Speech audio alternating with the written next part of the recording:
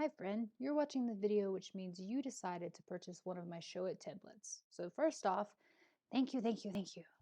And second, updating your new Showit template is super easy. So I'm going to walk you through a few steps to help get you started on the right foot so you can dive in and start conquering your new site and make it absolutely beautiful.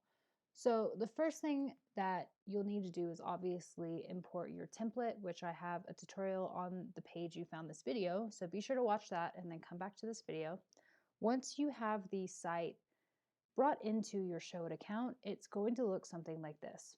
The first thing you're going to want to do is connect your domain if you haven't already, or if you're waiting on some things like that, you can always do it later. You can always customize first, connect later, whatever works better for you. So even just clicking that, what you'll see is the Site Settings tab, and you can also access that by the first tab here that says Site Settings. This is where you will name your site. This is what shows at the top. So you would have your name, and then what you're doing, etc., etc. Your domain, this is where you would set it. Fab icon, this is where you would upload it. Vanity URL, you don't have to worry about too much. This is just when you're previewing it for yourself. This is what the URL will show.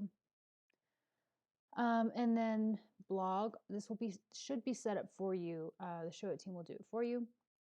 And then third party, this is where you can put in any of your Google or Facebook app ID stuff. So that is where all of this info will be for you. Design settings is the next thing I wanted to go over. And this is where you can import your branded color scheme and your branded font choices. Now, if you don't have either one of these, you can import anything you want, or you can use the template default. Simply click on the color that you want to change and you can paste your custom hex code into this little area here and then tab out of it and hit OK and it will update your colors. Just a little tip, I would keep the gradation of your colors in this order, so dark to light, so that when they apply to the design, it will apply in a good way and not mess up everything. And then you have your typography layout here. So if you click the little dots, you can change this info to anything you'd like.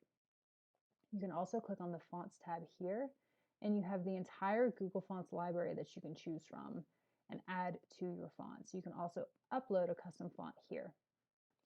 So that is that. Just make sure that in each tab that you save, if you go out of one tab, it will not save. So I've done that many times. Media library is obviously what it is. This is where you will upload all of your images. You also have folders that you can create. So if you want to stay organized, that's always a good thing. So that is that. Those are the things that I would go ahead and get out of the way as soon as you start customizing. Then you'll notice that as far as changing out text, things like that is literally a click and drag and around.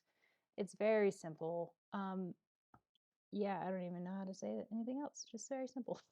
Images, you'll notice anything you click will change the right side of Showit. So this is where your properties will be for anything that you click on. It'll change for each item, text, images, colors, symbols, whatever.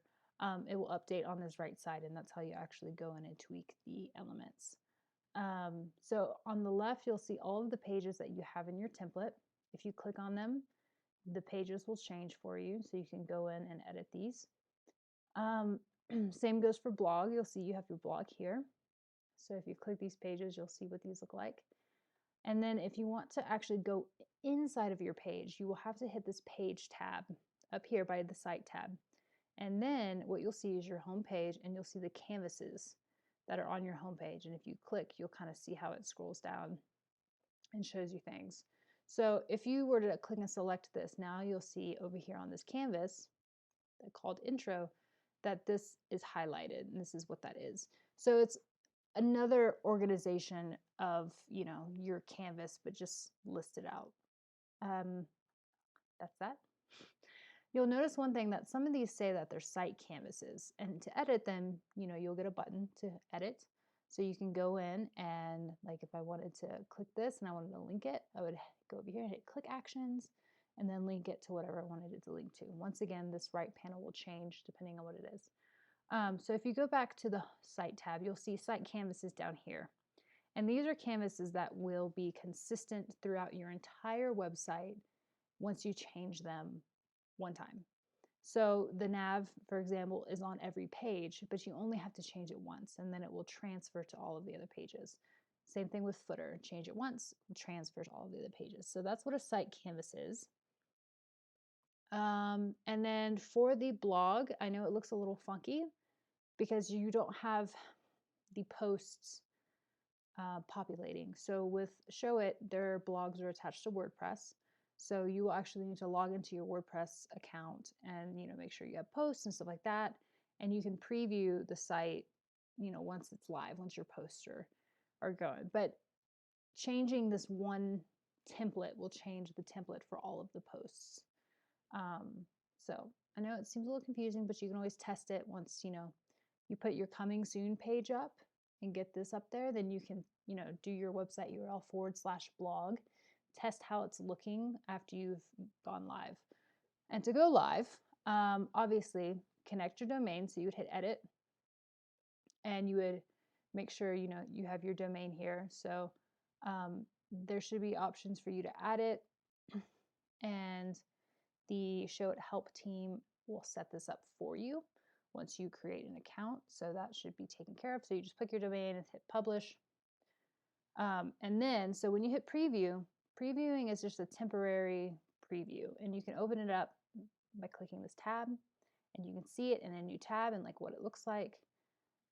Now, if you hit publish, this is you'll have your domain here instead of this temporary URL. Once you hit publish, this is what is going to make it go live onto your domain. So after you publish, you could go into your website / whatever pages and check how they're looking while your coming soon page is up. So you can test all of your pages, make sure it's good. And then let me show you how to set your to set your coming soon page as your home page so that when you do publish it, it is the first thing people see. You need to click on the you'll see little 3 dots when you click on a page. So you need to go to your coming soon, click that and say set as home page. And what this will do is set the coming soon as your temporary home page. So if this is not already set, which I might go ahead and go in and do this now, you need to make sure you do that. And then when you're ready to make your home page, then you simply go back and set your home as your home page. So I hope this was helpful. This is to get you started, get you in here to updating this and making it exactly what you need to conquer the internet. So until next time.